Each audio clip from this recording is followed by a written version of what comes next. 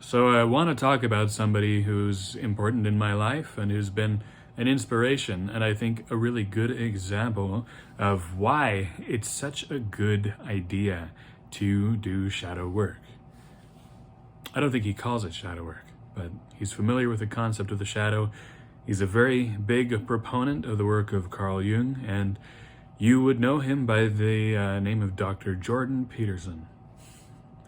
He's talked quite a bit about why it's important to face the fact that there are monsters potential in every single one of us.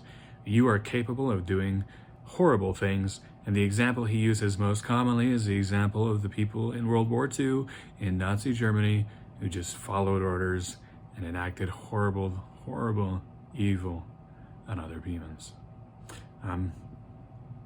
I think that Jordan Peterson is somebody who has done a lot of shadow work for himself, and it's given him the strength and the awareness to do difficult things and to face opposition while also considering his impact on the people around him and his impact on the people who follow him. In this case, somewhat his impact on the world. I think that that is the crux of doing this work. In my past, I know that I've had a history of believing that I am a morally good person by default. I grew up as a Mormon. We had pretty strong rules and moral guidelines, and I was very good at following pretty much all of them, especially the ones that were public or that had to do with relationships. So I'd say the main one that I had an issue with, every once in a while I would masturbate, but I didn't use pornography. And believe me, I hated myself for it as a young Mormon teen. But everywhere else, I felt like I was a good person, and I carried that identity of not being a harmful person through my young adult life and my early adult life, and it blinded me in some sense to the real harm that I was capable of doing and the real harm that I did enact on people that I was in relationships with, unfortunately. So the benefit of doing shadow work, and the benefit that I think Jordan exemplifies, is that in facing the parts of yourself that could hurt another person, you learn how to consciously not make the choices that will hurt them. Or if you've hurt them, you learn how to acknowledge the fact that you've hurt them and find a way to repair. I think that's why shadow work is important at all. It's about relationships. It's about the other people in your life. It's about not being so dang selfish anymore and trying to find a world where you can act as an actually moral person, where you're not just good because you don't do bad things, because you don't want to just be someone who thinks they're good and somebody maybe even who's just weak and not able to do bad things. You want to be somebody who knows what you're capable of and then chooses not to do it.